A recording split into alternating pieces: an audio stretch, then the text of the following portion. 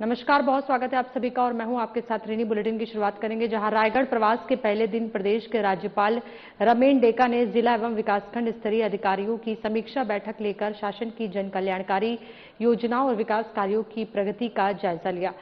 Collectorate में आयोजित बैठक में उन्होंने जल संरक्षण, पौधारोपण, पर्यावरण संवर्धन, जैविक कृषि, स्वच्छता, योग, टीबी उन्मूलन, आजीविका, सहकारिता और सड़क सुरक्षा समेत 20 से अधिक विषयों पर विस्तार से चर्चा की। राज्यपाल ने अधिकारियों को गंभीरता, संवेदनशीलता और जवाबदेही के साथ कार्य करने के निर्देश देते हुए कहा कि शासन की योजनाओं का वास्तविक उद्देश्य तभी पूरा होगा जब उनका लाभ समाज के अंतिम व्यक्ति तक प्रभावी ढंग से पहुंचे।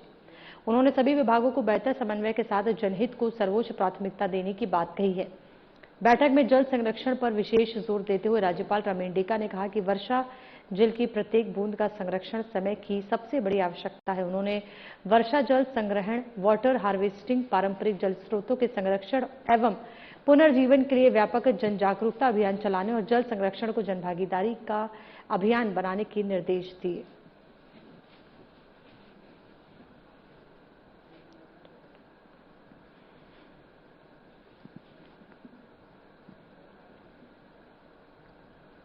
धमतरी जिले की नगरी नगर पंचायत में प्रदेश के राजस्व एवं उच्च शिक्षा मंत्री टंकराम वर्मा ने 2,76,13,000 रुपए की लागत से विभिन्न विकास कार्यों का लोकार्पण और भूमि पूजन किया।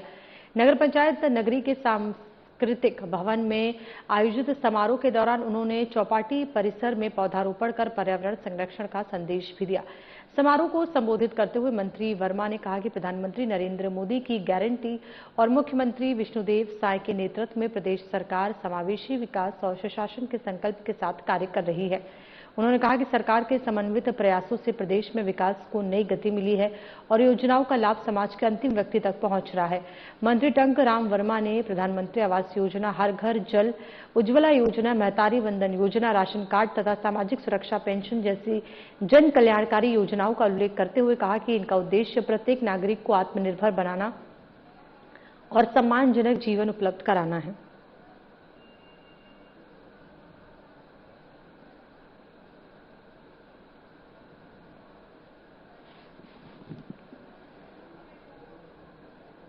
बेमेतरा दौरे पर पहुंचे प्रदेश के उप मुख्यमंत्री एवं जिले के प्रभारी मंत्री अरुण साव ने कलेक्ट्रेट में समीक्षा बैठक लेकर अधिकारियों की कार्यप्रणाली पर नाराजगी जताई है। उन्होंने स्पष्ट कहा कि सरकार की योजनाओं का लाभ अंतिम व्यक्ति तक हर हाल में पहुंचना चाहिए, अन्यथा लापरवाही बरतने वाले अधिकारियों पर सख्त कार्रवाई की जाएगी। बैठक में खाद्य मंत्री दयाल दास बघेल, बेमेतरा विधायक दीपेश साहू और साजा विधायक ईश्वर साहू भी मौजूद रहे। समीक्षा के दौरान उप मुख्यमंत्री ने किसानों के लिए खाद बीज की उपलब्धता, जल संरक्षण, जर्जर सड़कों की मरम्मत, शिक्षा, स्वास्थ्य और प्रधानमंत्री आवास योजना सहित विभिन्न योजनाओं की प्रगति की समीक्षा की। उन्होंने अधिकारियों को गुणवत्ता के साथ निर्धारित समय सीमा में कार्य पूर्ण करने के निर्देश दिए। अरुण साहब ने कहा कि बेमेतरा में विकास कार्यों की गति तेज होनी चाहिए और प्रत्येक अधिकारी जन सेवक की भावना से काम करे।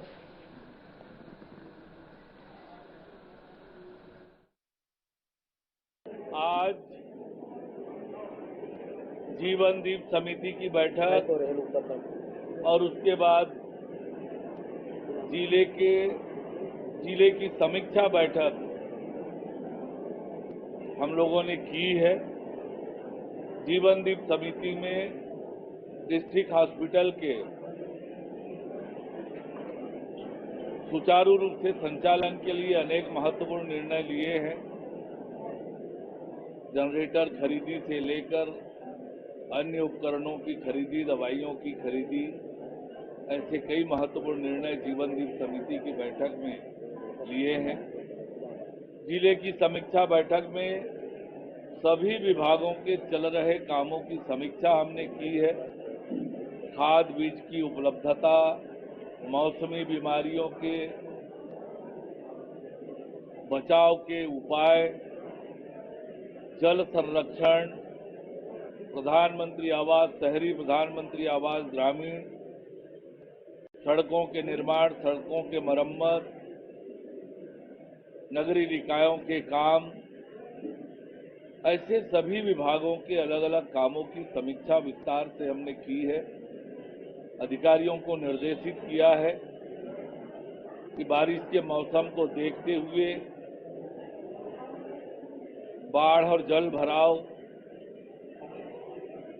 की आशंका को देखते हुए आवश्यक तैयारियां रखें, मौसमी बीमारियों के बचाव का उपाय करके रखें, खाद बीज की उपलब्धता, राशन की उपलब्धता, ये सब सुनिश्चित करने का निर्देश अधिकारियों को दिया है। फिलहाल यहाँ रुकेंगे एक छोटे से ब्रेक के लिए, जल्द वापस लौटेंगे।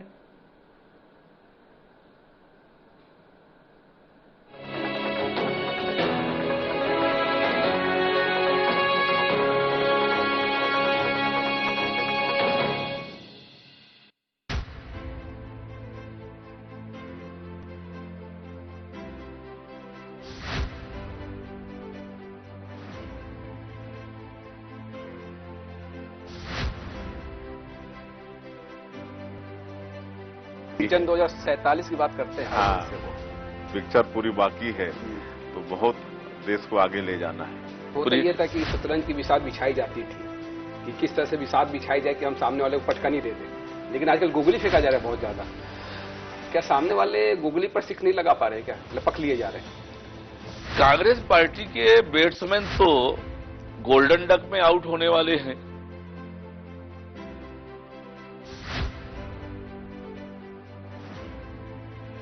दर्शकों के लिए कुछ लाइनें जो आप बता सके, कह सके। चल संगी जुर मिल कमा बोरे करम खुल गे, पत्थरामा पानी ओ गराबो, धरती में सोना उपजाबो।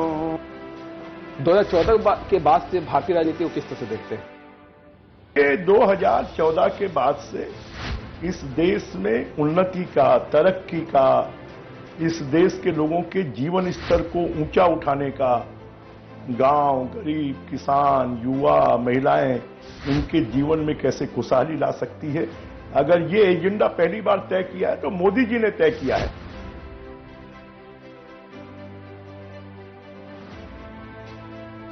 से काम होना चाहिए था जो नहीं हो पाया। नहीं, देखिए सभी ने काम किया है, मैं बिल्कुल ये नहीं कह रहा हूं कि किसी ने काम नहीं किया है। हाँ, विगत सरकार ने भी कुछ किया है, परंतु कॉम्प्रोमाइज रही काफी चीजों पर, यह भी सच है। आयुष्मान में जो अभी अनियमितताएं बढ़ती जा रही है निजी हॉस्पिटलों के द्वारा। आपने बहुत बढ़िया किया है प्रश्न पूछकर जी।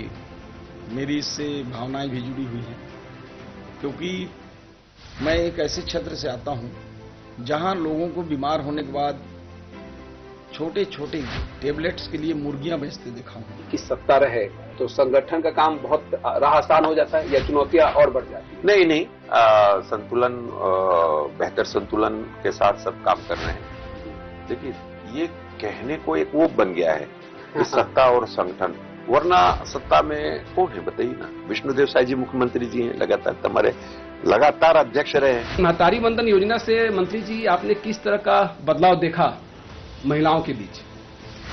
सबसे पहले तो विशेष साधना न्यूज को बहुत बहुत धन्यवाद देना चाहूँगी कि आज मुझे लगता है इस तरह से पहली बार आपसे फेस टू फेस हो रहा है। और दूसरी बात ये है कि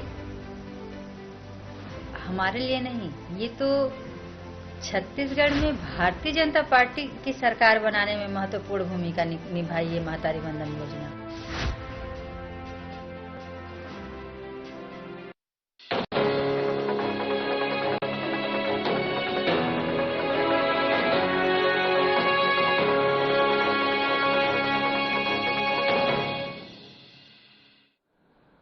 और ब्रेक के बाद एक बार फिर से खबरों का रुख करेंगे, जहां छत्तीसगढ़ के धमतरी जिले ने कृषि के आधुनिकीकरण और सहकारिता आधारित नवाचार के क्षेत्र में राष्ट्रीय स्तर पर नई पहचान स्थापित की है। सहकारिता मंत्रालय भारत सरकार की सहकार से समृद्धि की परिकल्पना को साकार करते हुए धमतरी देश का पहला जिला बन गया है, जहां 10 प्राथमिक कृषि साख सहकारी समितियों के माध्यम से किसानों को संगठित रूप से ड्रोन सेवा उपलब्ध कराई जा रही है। इस अभिनव पहल के लिए शुक्रवार को रायपुर में आयोजित CSC e governance services India limited के 17वें स्थापना दिवस समारोह में जिले को राज्य स्तरीय सम्मान से सम्मानित किया गया। वित्त मंत्री ओपी चौधरी ने जिला सहकारिता विभाग के उपायुक्त प्रदीप ठाकुर को ये सम्मान प्रदान किया है। उन्होंने कहा कि सहकारिता संस्थाओं के माध्यम से आधुनिक तकनीक को किसानों तक पहुंचाने की ये पहल कृषि क्षेत्र में परिवर्तनकारी साबित होगी।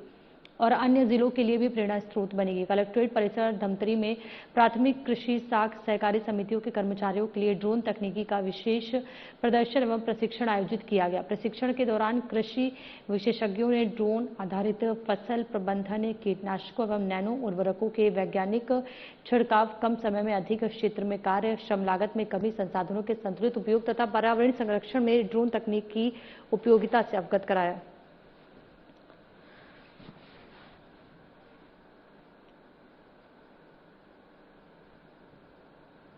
रायपुर में आयोजित कॉमन सर्विस सेंटर के 17 years of progress with purpose कार्यक्रम में प्रदेश के वित्त मंत्री ओपी चौधरी शामिल हुए। इस अवसर पर उन्होंने उत्कृष्ट कार्य करने वाले सीएससी संचालकों को प्रशस्ति पत्र देकर सम्मानित किया और डिजिटल इंडिया अभियान को जन जन तक पहुंचाने में उनके योगदान की सराहना की। इस अवसर पर वित्त मंत्री ने कहा कि प्रधानमंत्री नरेंद्र मोदी के नेतृत्व में डिजिटल इंडिया अभियान ने भारत को नई वैश्विक पहचान दिलाई है। आज भारत डिजिटल भुगतान और यूपीआई के क्षेत्र में दुनिया के अग्रणी देशों में शामिल है तथा तकनीक का लाभ समाज के अंतिम व्यक्ति तक पहुंच रहा है। उन्होंने बताया कि छत्तीसगढ़ के 38,000 पंजीकृत सीएससी संचालक प्रदेश के करीब 3 करोड़ नागरिकों तक सरकारी सेवाएं सरल, पारदर्शी और समयबद्ध तरीके से पहुंचा रहे हैं। सीएससी के माध्यम से राजस्व, श्रम, बिजली, आयुष्मान और बैंकिंग सहित कई सेवाएं एक ही स्थान पर उपलब्ध कराई जा रही हैं।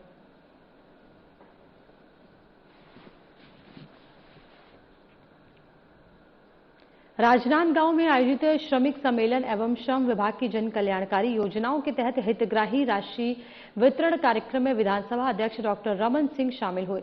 पद्मश्री गोविंदराम निर्मलकर ऑडिटोरियम में आयोजित कार्यक्रम में उन्होंने श्रम विभाग की विभिन्न योजनाओं के तहत 1802 हितग्राहियों के बैंक खातों में डीबीटी के माध्यम से 3,43,74,970 रुपए की सहायता राशि हस्तांतरित की। इस अवसर पर डॉक्टर रमन सिंह ने कहा कि प्रदेश के संगठित और असंगठित क्षेत्र के श्रमिकों के जीवन स्तर में सुधार लाने के उद्देश्य से सरकार विभिन्न जन कल्याणकारी योजनाएं संचालित कर रही है।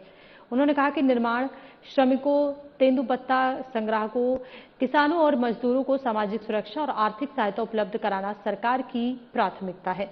उन्होंने मुख्यमंत्री नोनी बाबू मेधावी शिक्षा सहायता योजना और दीदी ई रिक्शा सहायता योजना का उल्लेख करते हुए कहा कि पात्र हितग्राहियों को शिक्षा और स्वरोजगार के लिए आर्थिक सहायता दी जा रही है। विधानसभा अध्यक्ष ने अधिकारियों को जिले में श्रमिक पंजीयन अभियान तेज करने के निर्देश देते हुए कहा कि ग्राम पंचायत स्तर पर विशेष शिविर लगाकर अगले 1 वर्ष में श्रमिकों के पंजीयन को दोगुना किया जाए।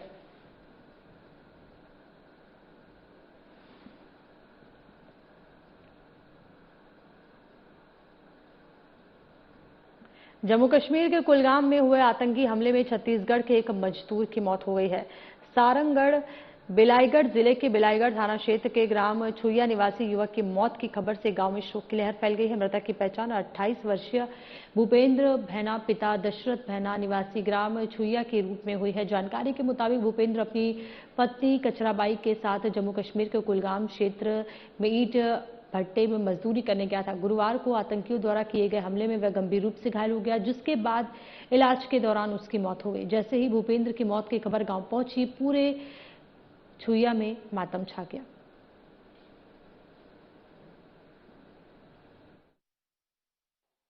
जी, शासन प्रशासन के माध्यम से, पुलिस विभाग के माध्यम से और पत्रकार भाई उनके माध्यम से जानकारी मिला है और अपने गांव आए हैं, पूरा टीम है ना, कि दुख सुख जान के और क्या कैसा स्थिति व्यवस्था है करके, है ना, और अपना जो भी बहुत सहयोग कर रहे हैं।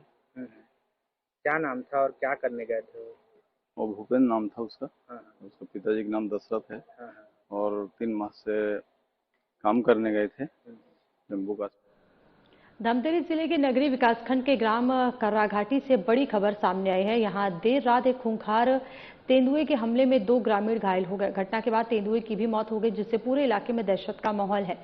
घायल ग्रामीण धर्म और गांधी राम को तत्काल नगरी अस्पताल में भर्ती कराया गया, जहां उनका उपचार जारी है। प्रशासन की ओर से दोनों घायलों को तत्काल सहायता राशि भी प्रदान की गई है। घटना बिरगुड़ी वन परिक्षेत्र की है। मृत तेंदुए का शव अंजोर सिंह नेताम के घर में मिला है। सूचना मिलते ही वन विभाग की टीम मौके पर पहुंची और पूरे मामले की जांच शुरू कर दी है।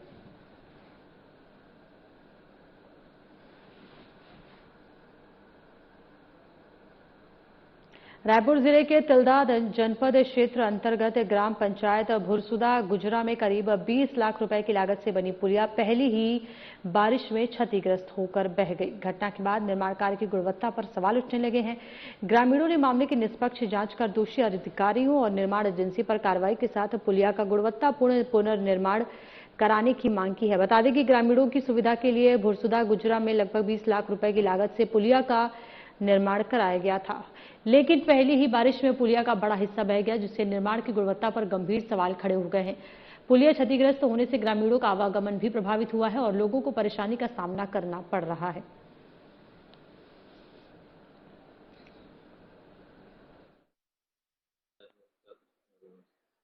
ग्राम पंचायत भुरसुदा के नाली निर्माण के संबंध में जो आपके द्वारा जानकारी दी गई है, साथ में हमें जो शिकायत प्राप्त हुई है उसका नियमतः हम जांच दल गठन करके जांच कराएंगे और जो भी जांच में सामने आएगा उस हिसाब से हम कार्रवाई के लिए प्रेषित करेंगे। पुलिया का मैं खुद जाके देखा था, वो एक्चुअली आप लोग बाद में गए हैं। वो क्या, जब बारिश हुई ना तो रोड से पानी आया, जो अप्रोच रोड सीसी बनाया था हमने, उसके नीचे से थोड़ा सा मिट्टी बह गया था, तो वो मैंने ही तोड़वाया था बोल के उसको कि उसको तोड़ के फिर से अच्छे से करना। वो अभी निर्माणाधीन था, तो उसको तोड़ के अभी उसको अच्छे से वापस से कर दिया गया है। आप एक बार पूरा चेक करवा लीजिए, कोई दिक्कत नहीं। वो अप्रोच का थोड़ा सा था, अप्रोच बारिश में हो जाता है कभी बार थोड़ा बहुत डैमेज, और वो भी प्रगतिरत था ना, ऐसा नहीं कि पूर्ण हो गया था। जगदलपुर में खाद्य विभाग ने पीडीएस चावल के अवैध हेराफेरी के मामले में बड़ी कार्रवाई की है। शहर के अनुपमा चौक के पास स्थित एक गोदाम में छापेमारी कर 378 बोरी पीडीएस चावल, 6 बोरी पीडीएस चना और एक ट्रक को जब्त किया गया है। जानकारी के मुताबिक गोदाम से पीडीएस के राशन चावल को सीधे ट्रक में लोड किया जा रहा था। सूचना मिलते ही खाद्य विभाग की टीम मौके पर पहुंची और कार्रवाई को अंजाम दिया। पूरा मामला कोतवाली थाना क्षेत्र का है। फिलहाल खाद्य विभाग मामले की जांच में जुटा हुआ है।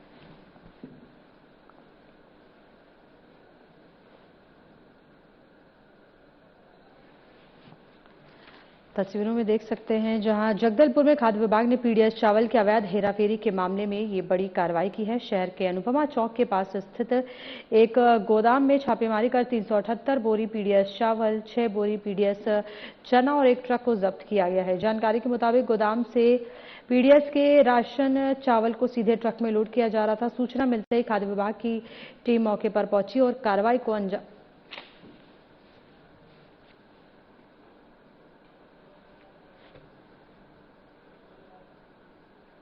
और इस बुलेटिन में फिलहाल इतना ही, लेकिन एक नजर डालेंगे अब तक की बड़ी खबरों पर।